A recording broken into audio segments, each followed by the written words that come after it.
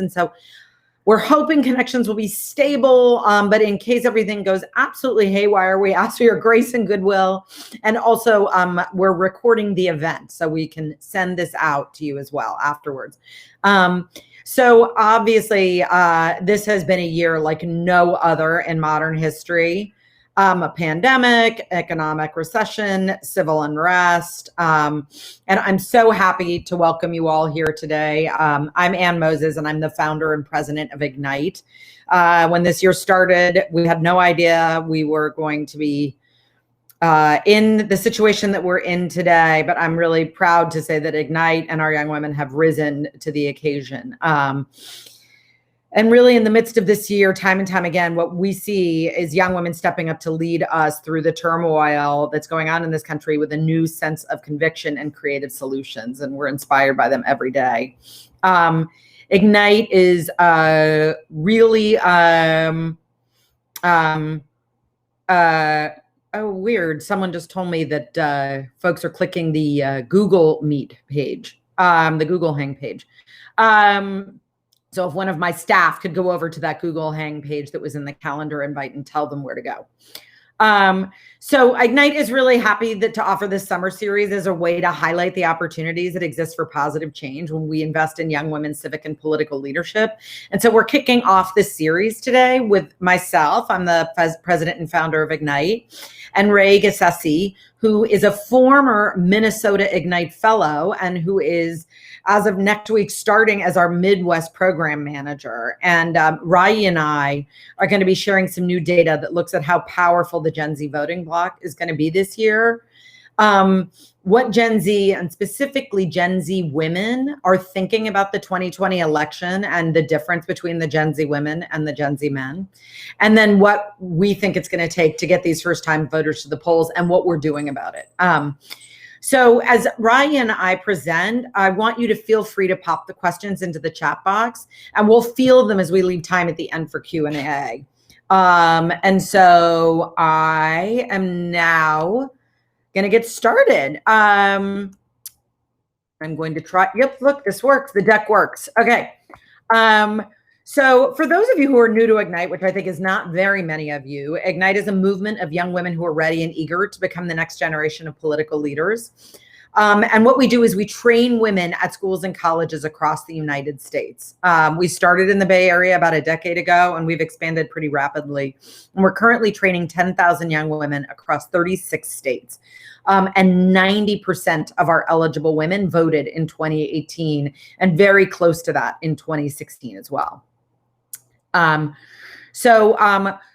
Before we talk about what we're doing about voting, I thought it would be useful to talk about what we know about Gen Z women and men and how they've changed in the last year. So a year ago, almost a year ago today, we conducted a national random survey of 2,250 Gen Z women and men across the country via Qualtrics. And without getting into the nitty-gritty about the research, suffice it to say that this is a large sample that is weighted and that matches the characteristics of the nation as a whole. And so it's a good, from a study perspective, a good statistical sample. It's representative of Gen Z women and men across the country.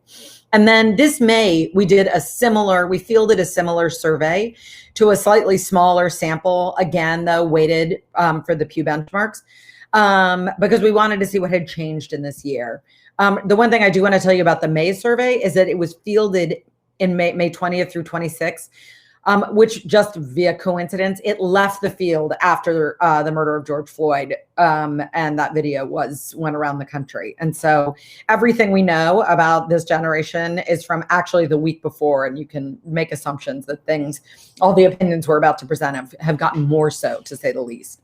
And so the following data I'm going to talk about, and Raie will jump in and talk about as well, compares these two data sets.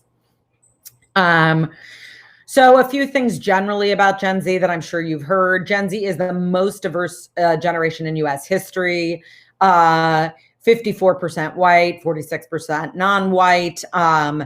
Almost 30% of Gen Z identifies as LGBTQIA. And then the only thing that makes them similar to previous religions, to previous generations, is their religiosity. So you can see here that almost half are not at all religious, slightly, around 40% attend services occasionally.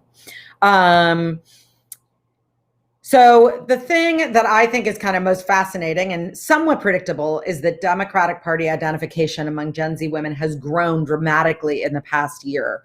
And conversely, it has not really changed that much among the men.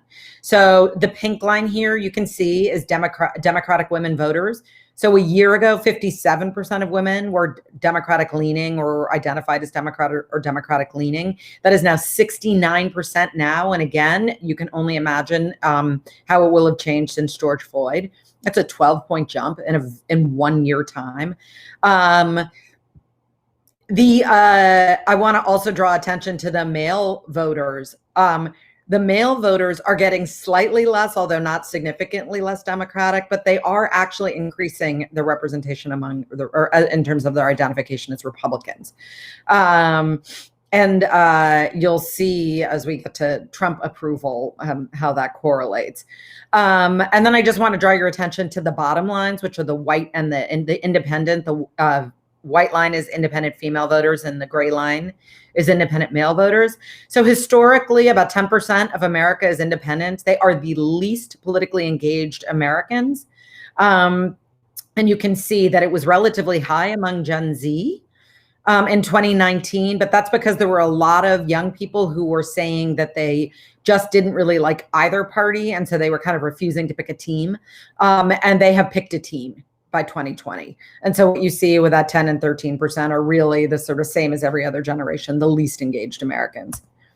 So then we looked at support for Donald Trump.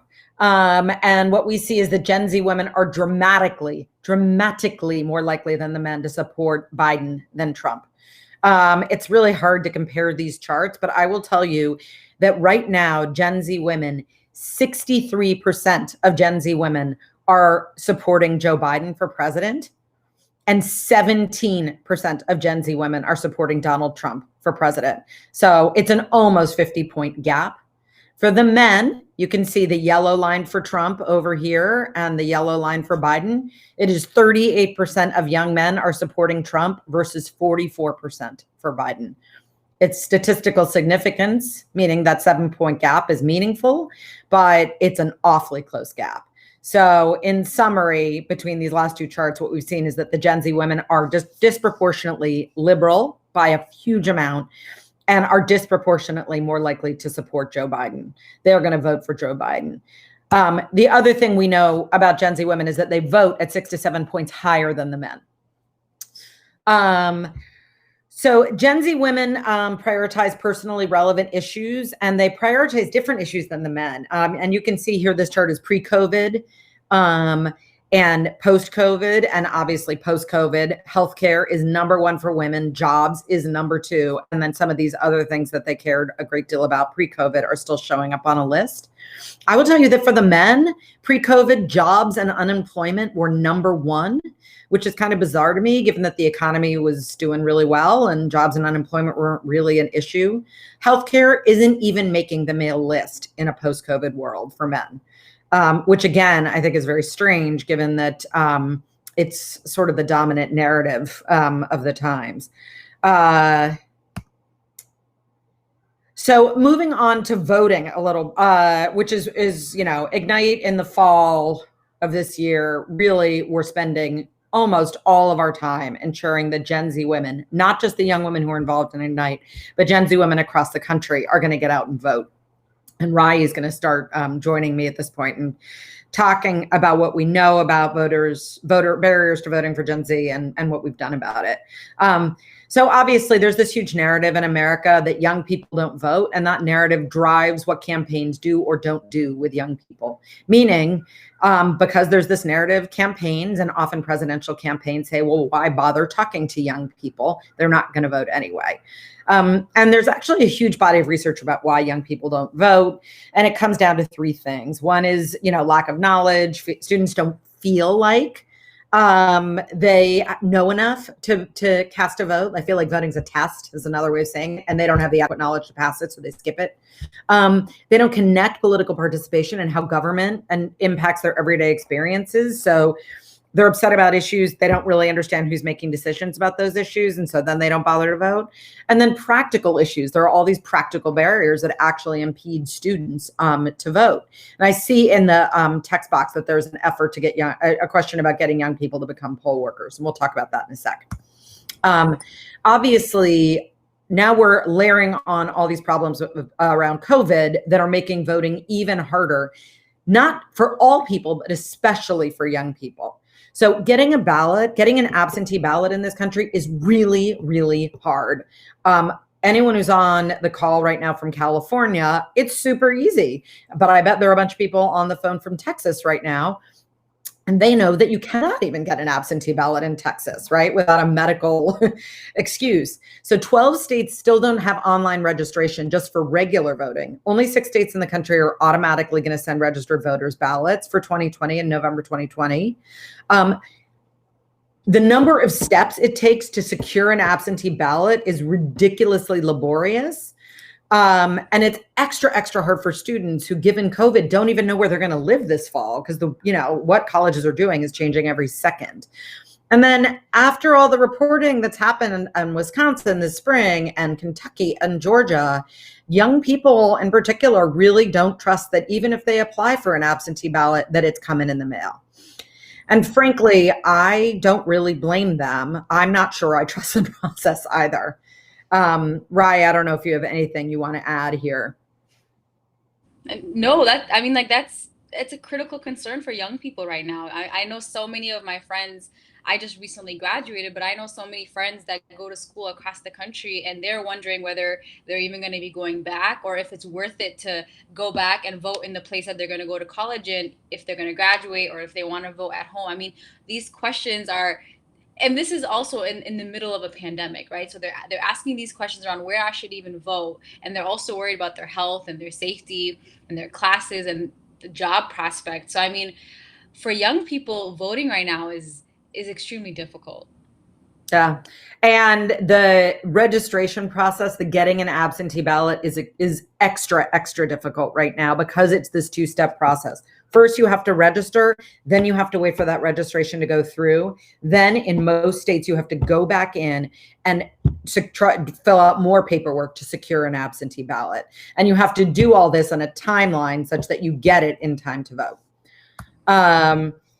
So back to the research for a moment. We polled Gen Z women and men to ask them what would help them register and vote. And these were actually of likely voters. And what you can see are the top 2 were Gen Z men and women agree. Reminders via text and phone would make me more likely to register and vote.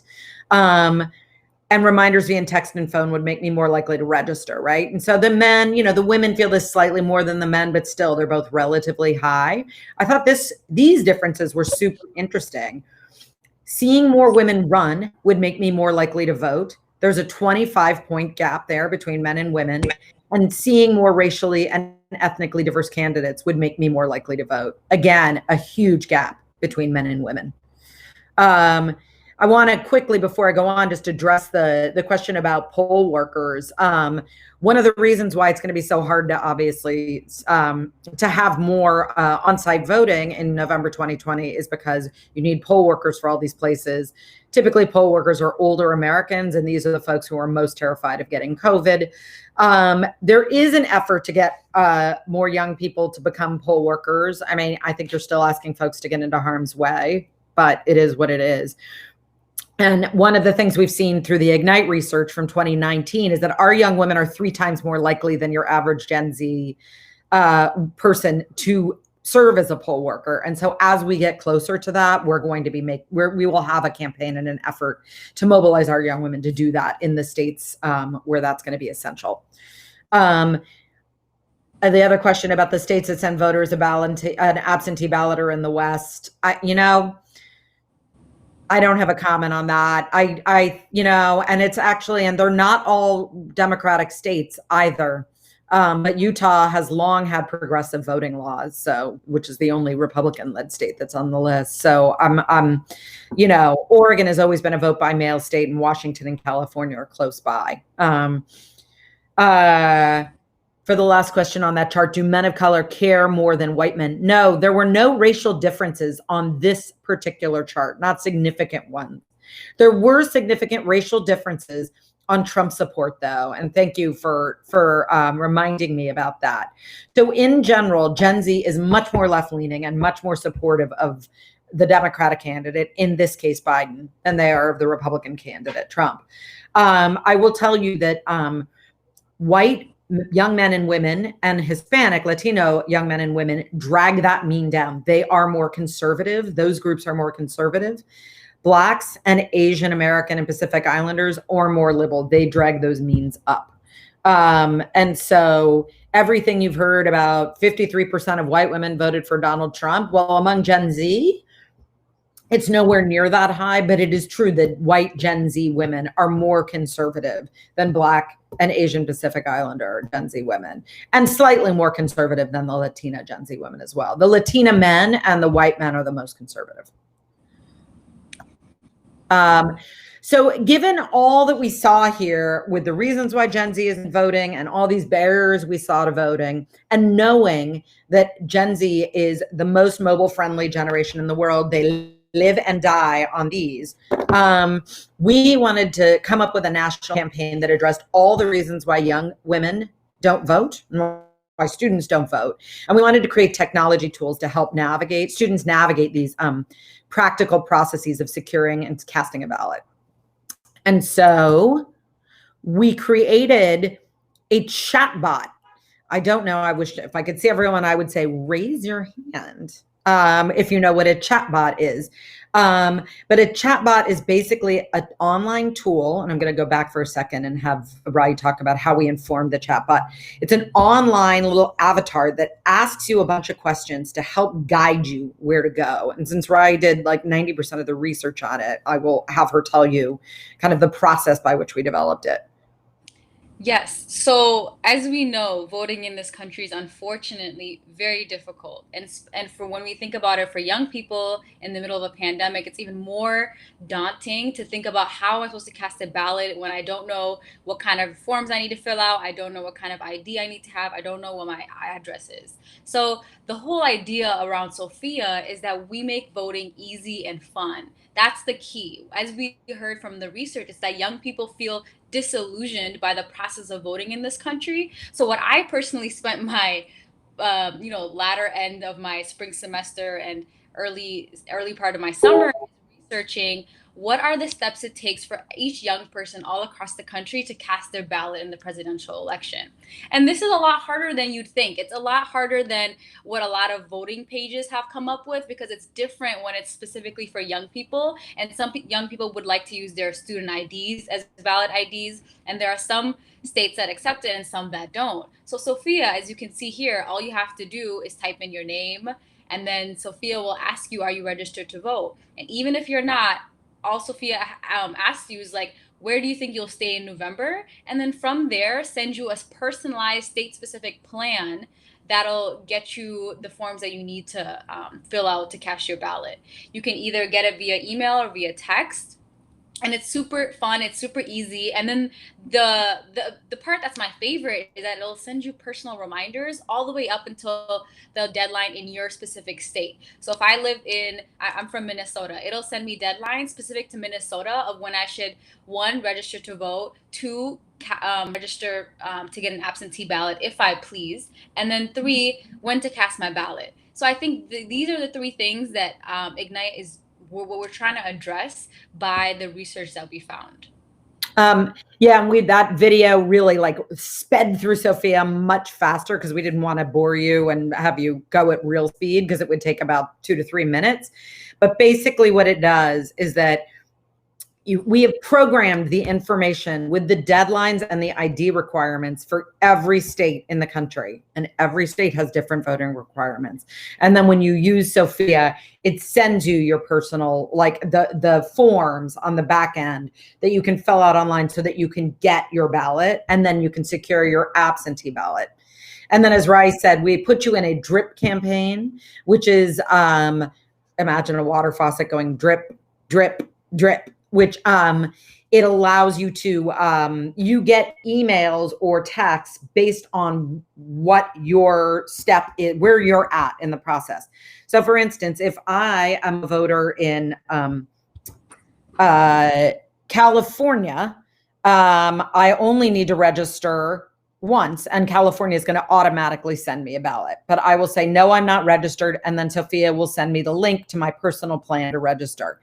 And then a week later, Sophia will get back, did you register? Right. And if I answer yes, then I've moved on to a next phase in the campaign. And then we know we're waiting for me to get my absentee ballot, which will happen, say, probably early October. And so then Sophia will check in early October. Did you get your absentee ballot? Did you fill it out? Right. And so then you keep kind of pushing the information or dripping the information to the person based on where they are at in the process.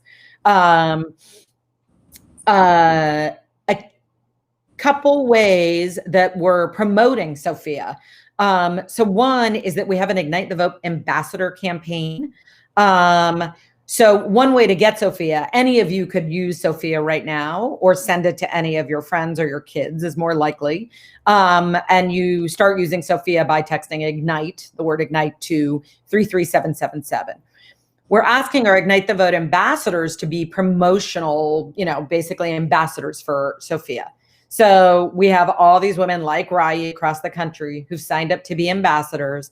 And then they text ITV to 33777 and they become an ambassador. And then we send them all, everyone gets an Ignite the Vote mask, which we now have. Sad that we have to have these. Ambassadors also get access to voter mobilization tools, prizes for every 25 people they engage. They get some kind of little gifty certificate. So we're trying to incentivize ambassadors to be active. The top 2 ambassadors at the end get an iPad. And then, we recognize our leaderboard as like our top 3 ambassadors every week, putting them on our leaderboard and we give them social media shout outs and media opportunities and whatnot. I do have to say the theory behind having ambassadors, Ignite the Vote ambassadors, is that we're organizing relationally, right? So people are so much more likely to go out to vote or even use Sophia if someone in their close circle is like, hey, I want you to use Sophia. I know voting is hard and I want to make it easy. It's about relational organizing and relational, conversations, which I think is really the power behind being an ambassador. And I know personally, like I have friends all across the country that are ambassadors in their different localities, and they have different networks that they're tapping into that aren't necessarily all in the political field. Like I know a lot of my friends are already pretty involved. We all study political science and that's good and well, but there are also a whole bunch of people that don't study political science, but also still need to be involved in the process. So it's really cool to see my friends who are like biochem major. One of my friends is a biochem major and she's actually an ambassador who is trying to get people that she works with and in her networks to get out to vote, because obviously voting and governance impact all of us. Yeah, and actually I saw can a 17-year-old be an ambassador? My 17-year-old is an ambassador. She was very excited about it. Yes, you don't need to be voting age to be an ambassador. The ambassadors promote this. They promote Sophia out to their networks. And then we give all the ambassadors like weekly social media posts and stuff they can obviously do their own, but we give them sample stuff that they can use so that it makes it really turnkey and easy for them.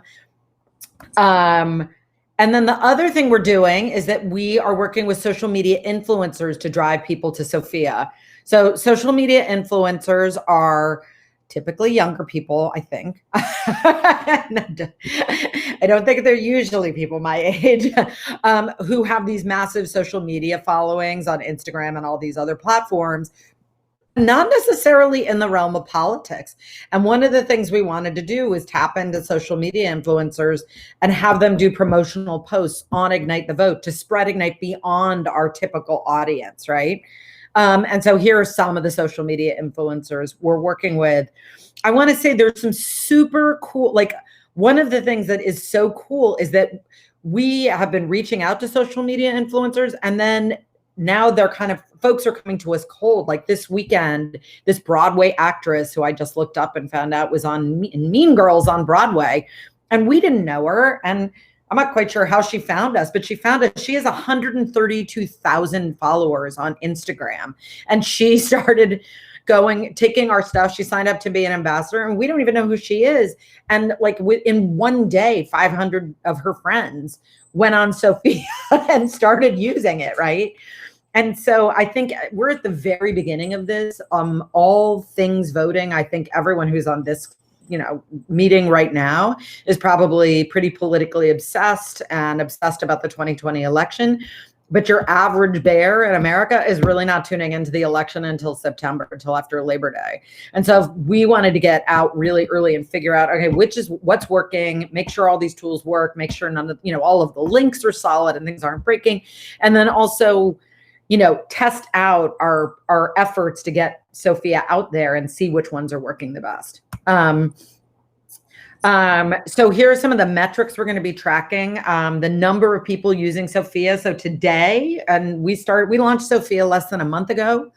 The number of people using Sophia who've used Sophia today is just about 5,000. It may even be slightly over as of today. Our goal is 100,000 by election day. The number of ITV ambassadors our goal is to have 1,000 of them. We're at 200. They're not all as active. But right now we've got about a fifth of them being pretty active. Obviously we want everyone who goes through Sophia. I mean, it says 90%. I was told to be cautious. I want 100% of folks to register and to vote.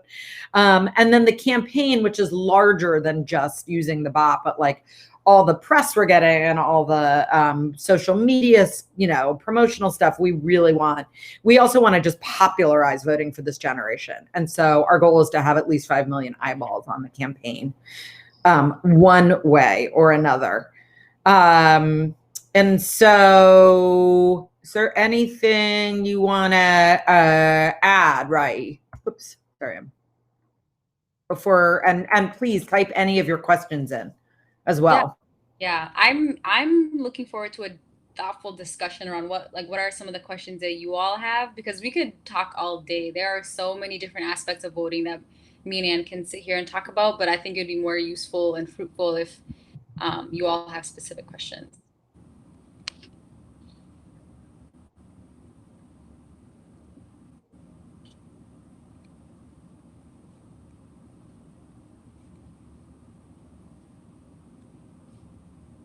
I see folks typing.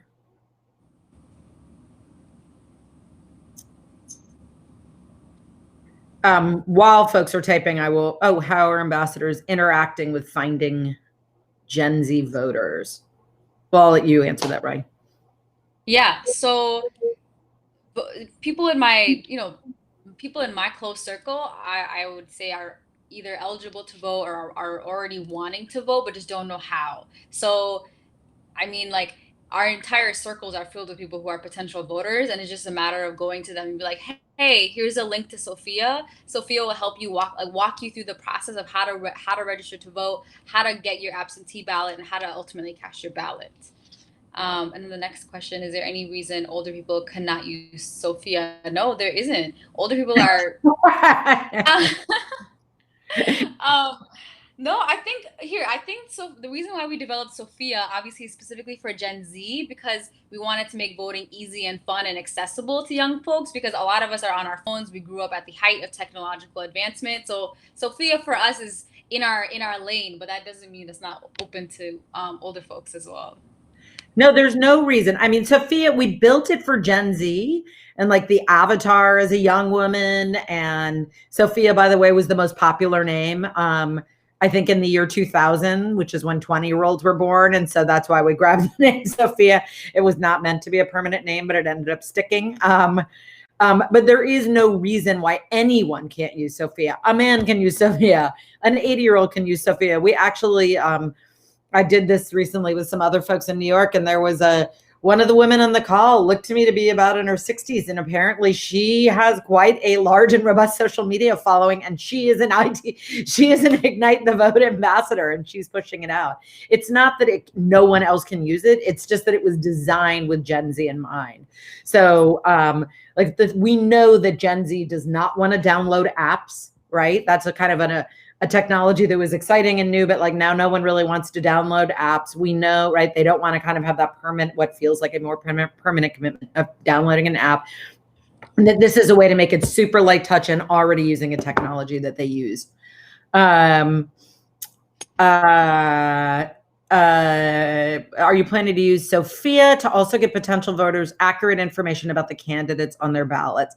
So I'm not sure what you mean by accurate information, but Ignite as a 501c3, I will say this, that as a 501c3, we can't do anything that would fall into the realm of electioneering and giving people what we could do potentially, theoretically, is link to, state specific, like here's your ballot booklet or whatever. I mean, in California, we get a big book in the mail and there's a similar stuff online. Beyond that, we can't have opinions or push out opinions in any way. But I will also say this, Ignite has over 200 college chapters across the country.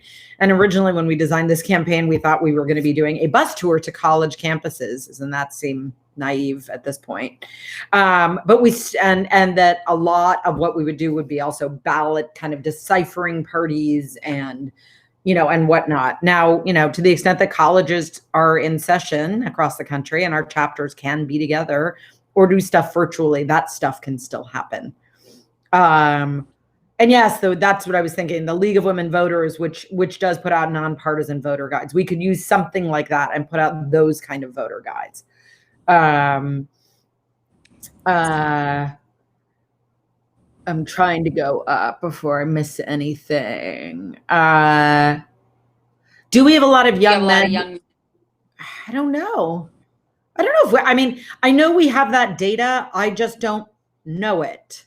I will say this, we are super data driven with this because we are using data to decide in real time what are the most effective ways to get Sophia out. So we use Google AdWords, and we thought it was going to be social and media influencers that were going to be the most effective. And in the beginning parts of the campaign, it appeared that Google AdWords were really effective at getting Sophia out. And then of course, once we get these sort of super social media influencers, suddenly that, is really effective, but we can track all this in real time and we will have, and we have that data in real time and using that data to make decisions about, do we want to put money behind more Google ad dollars to promote Sophia? Do we want to put money behind incentives for ambassadors to promote Sophia? Sort of what is the way that's working best? And I think we will have gender data on that too. How are you getting the Latinx community engaged in using Sophia? One way is via ambassadors, which is that we're making sure. So Ignite is an extremely diverse community. 75% of our young women are women of color. By far, the largest portion of our young women are Latinx. And while I can't say with certainty that that is who our ambassadors are,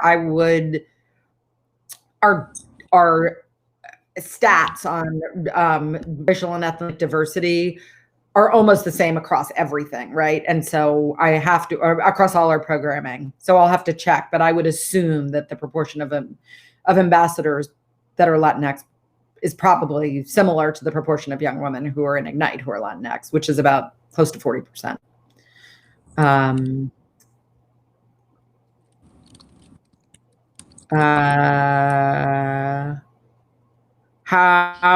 Sydney, I'll get to your question in a second, but how are we recruiting ambassadors?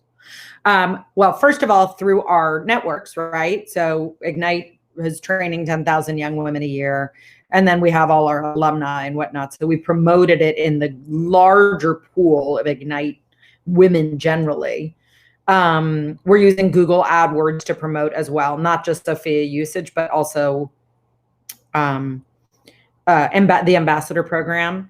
And then our ambassadors are not just promoting using Sophia, but also promoting being an ambassador. And so, Raie, I don't know, do any of your friends become ambassadors?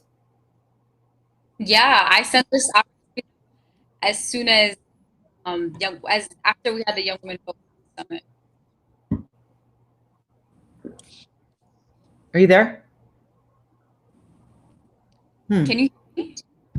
Yeah, you were kind of going in and out. I don't know if folks can hear you. Here, let me try. No, there you are. Yeah, tons of my friends are ambassadors. Right after the Young Women Vote Summit, they were feeling super inspired and empowered by the conversations at that summit, where they were like, I want to get directly involved in this work. Yeah, so I mean, so we're actually asking our ambassador. I don't know if I can't tell if I'm the one who's freezing or Raie is, but we're asking our ambassadors to not just promote Sophia, but promote ambassadors as well.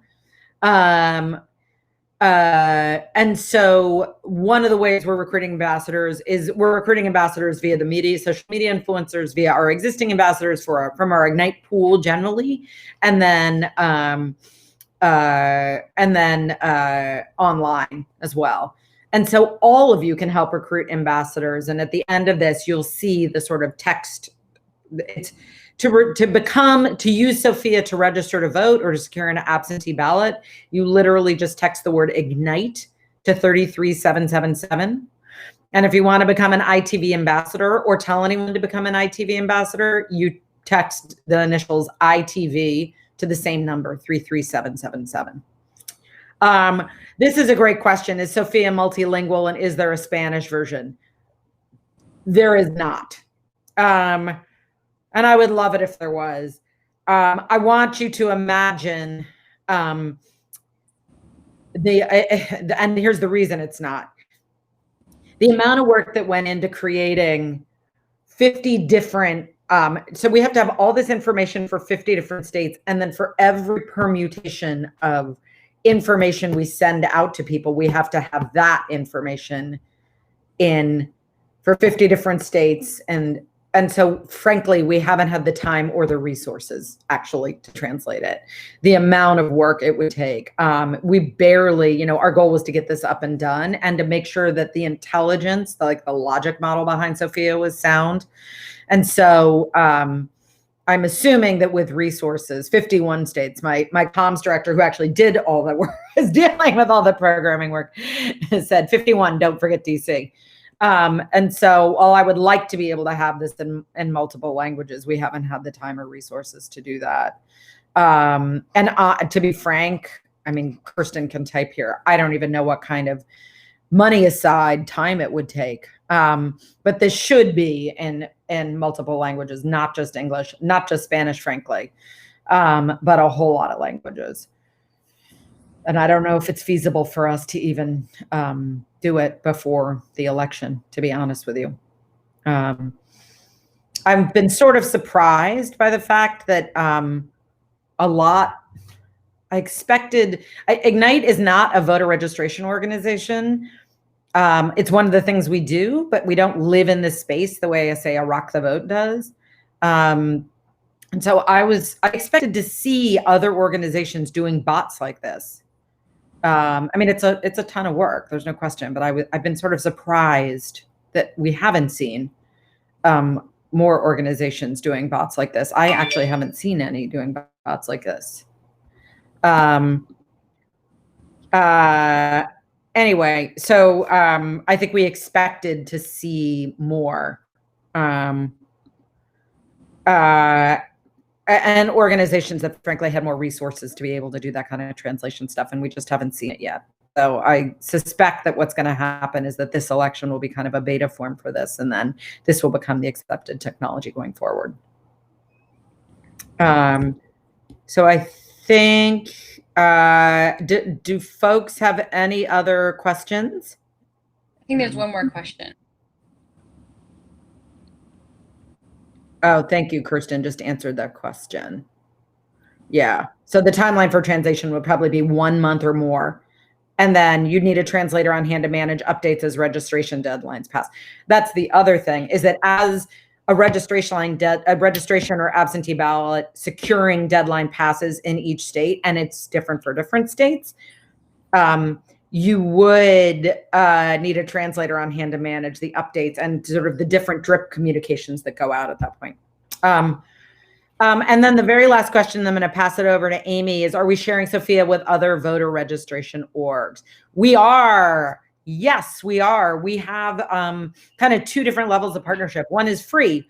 Any nonprofit that wants Sophia can have her and put her on the website. And the person, we can't give, we take the data, we can give it to them, we can give them the data afterwards, but they're still enrolled in our campaign. And the message says something like, hey, I'm Sophia, name of my organization is partnering with Ignite to help you register to vote. And then boom, you're in Sophia. And then we can track how many people on the back end come through that link. So we can give that data back to the organization. For corporations and massive nonprofits that really want to just control all the communications and everything, we're charging a rather significant fee because the amount of coding on the back end to make that happen is pretty significant. But if anyone on the call has a nonprofit that wants Sophia, please be in touch with me offline and we will make sure that happens. Oh, look, Kirsten already, she's ahead of me. If you're interested in adding Sophia to a website, email vote@ignitenational.org and we'll have the onboarding process ready for you soon. Great.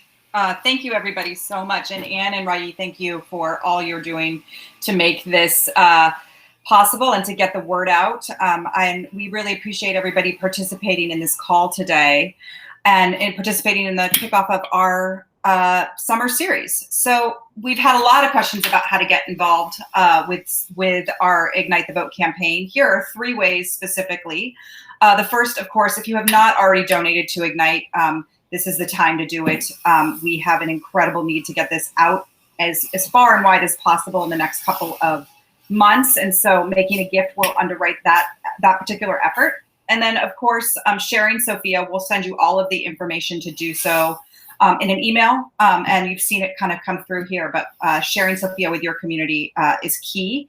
And then the other thing that we're starting to do with folks is working with some of our supporters to host house parties, virtual house parties for Ignite, where you can activate your communities to get involved. We can do a very similar presentation to what we did here today. We have some young people who can come on and share their experiences with using Sophia, with being an ambassador. It can be a really fun, light event that gets people interested and excited in the work that Ignite is doing. So please feel free to email me if you're interested. And again, we'll send all of this information out via email following the event so that you have it. And then, many of you have already signed up to join us for our next 2 events. If you have not, please do so. We've got an event on August 18th with Congresswoman Sharice Davis, who is from Kansas, and she'll be joining us for a conversation with 2 other Ignite young women about the work that they're doing on the front lines of social justice activism. One that's very involved in the Black Lives Matter movement in her community in Tennessee, and another out of Texas who's very involved in the Dreamers movement, both in Texas but is well known nationally. And then we're going to close our series off with a conversation with Ignite alumni on September 1st, who are in office now and are using their platforms to create positive community change, and especially in and around COVID, the economic crisis, everything that's happening in the world. You'll have a chance to meet some of our young people who are alum and serving at their local levels. So we hope you can join us, and we'll again share this information out and give you the opportunity to also invite other folks to join. This summer really for Ignite, as with Ignite the Vote and with Sophia, is around increasing our community building a way for folks to get engaged and get active as we lead up to the 2020 election. So if nobody else has any other questions, we will close here and follow up via email. So thank you everyone for participating again, and thank you to Raie and Anne and our back-end team, Whitney and Kirsten, and everyone for really keeping us moving and getting this campaign, or getting this summer series kicked off. Thanks everybody. Have a great day. Bye everybody.